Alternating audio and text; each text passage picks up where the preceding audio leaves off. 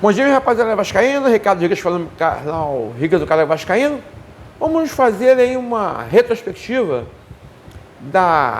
dos jogos da Copa do Brasil, né?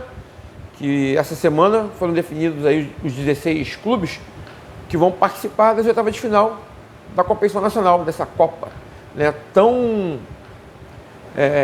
Ela é inclusiva, né? Ela coloca times da primeira, segunda, terceira, quarta divisão, times que não têm divisão, né, disputando esse campeonato gigantesco, com uma premiação recorde também, né, e que todo ano traz surpresas. Né? A Copa do Brasil é um torneio que sempre traz surpresas. Né? E, bom, recapitulando aí as partidas, né? Vamos falar do Vasco. O Vasco se classificou na terça-feira, o jogo contra o Operário foi 1-1. E o Vasco venceu nos pênaltis o Operário por 7-6. No mesmo dia, o Atlético Paranaense venceu o Brusque por 1-0 lá na Arena da Baixada. Também se classificou. O Atlético Mineiro, ele jogou hoje, né? Venceu a partida por 3-0 contra o Maringá. Mas aí voltando, o Náutico perdeu para o São Paulo por 2-1 em Recife. São Paulo se classificou. E Grêmio e o CSA empataram em 0-0. Porém, como o CSA venceu a partida de ida por 3-2, o CSA se classificou lá na arena do Grêmio. Né? Então se classificou para as oitavas de final. O Grêmio ficou fora, a primeira zebra, né, da Copa do Brasil aí. Né? E depois tivemos aí também a segunda zebra, essa já foi na quarta-feira. Fortaleza jogou contra o Retrô do Pernambuco. A primeira partida foi 1-1 e a segunda partida também foi 1-1. Né? E a decisão foi levada para os pênaltis e o Retrô, lá na Arena Fortaleza, venceu o Fortaleza por 4-1 nas cobranças de pênaltis. O goleiro Volpe, né, que é primo do Thiago Volpe, pegou 2 pênaltis, né, e ajudou o Retrô a se classificar para as oitavas de final da Copa do Brasil. A Aparecidense, também na quarta-feira, já tinha perdido para o Fluminense por 1-0 no Maracanã. Lá, contra a Aparecidense, foi 4-1. O Aparecidense vendeu o mando de campo dele, jogou em Brasília. Né? O Fluminense venceu por 4-1. O Bahia já tinha vencido o Paysandu lá no Mangueirão por 1-0, venceu na Fonte Nova por 4-0, se classificando também para as oitavas de final da Copa do Brasil.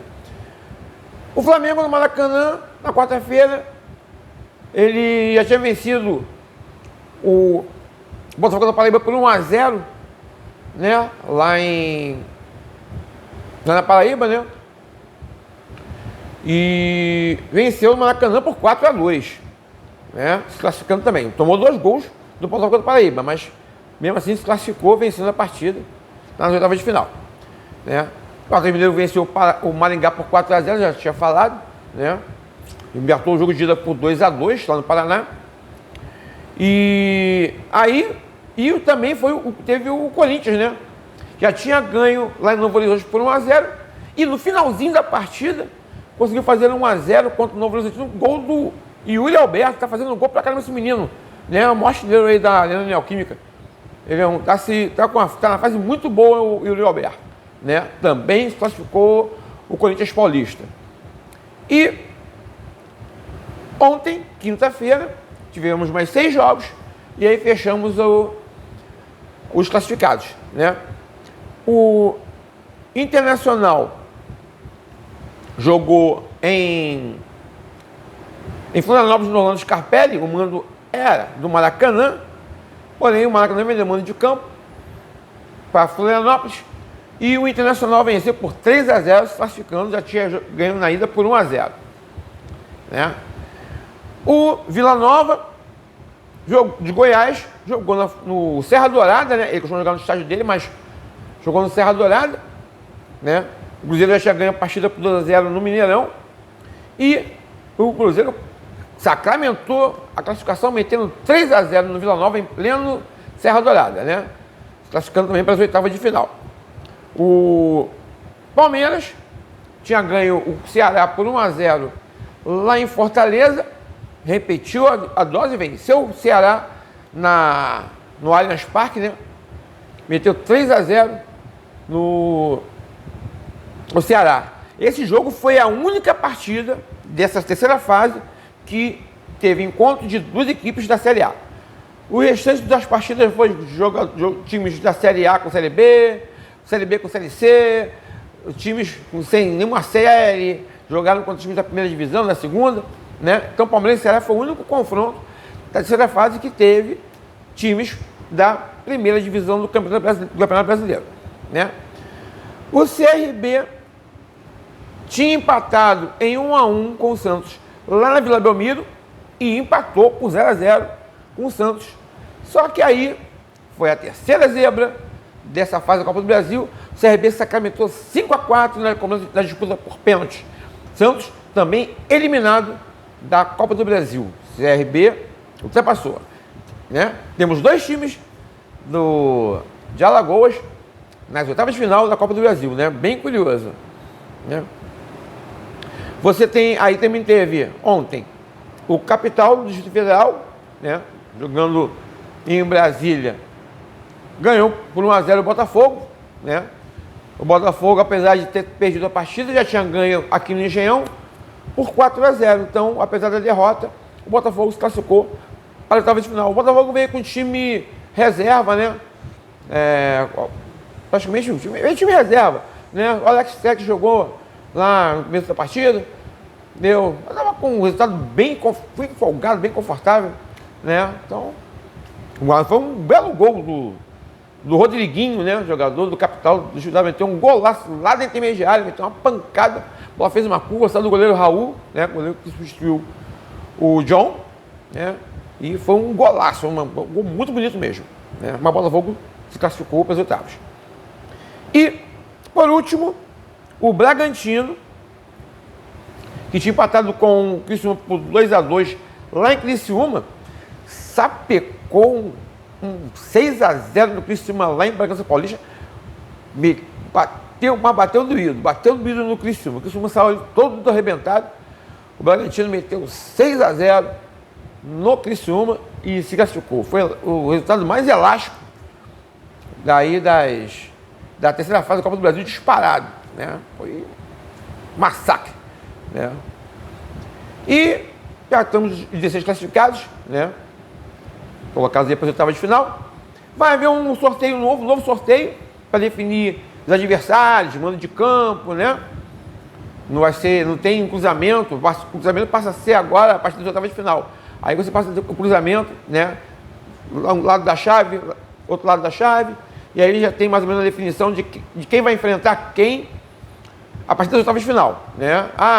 Digamos, Flamengo e Bragantino, jogo de ida e volta. Flamengo, aí na outra chave você tem Grêmio e Vasco, não, Grêmio não, tem CSA e Vasco. Aí embaixo tem Internacional e Palmeiras. E aí embaixo aí tem Corinthians e Fluminense, né?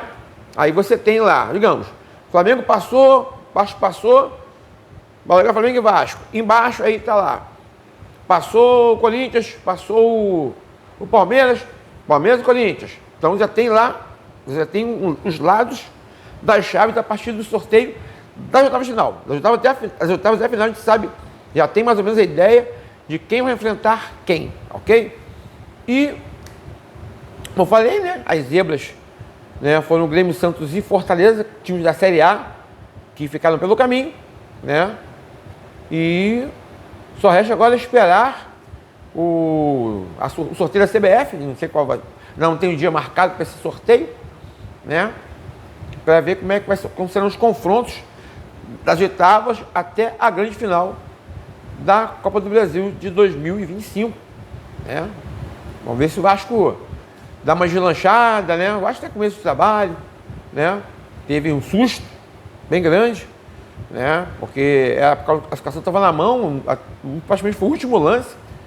O Operário foi lá, empatou, né? E trouxe muitas emoções para São Januário e, felizmente, para a torcida, né? A nossa torcida vascaína.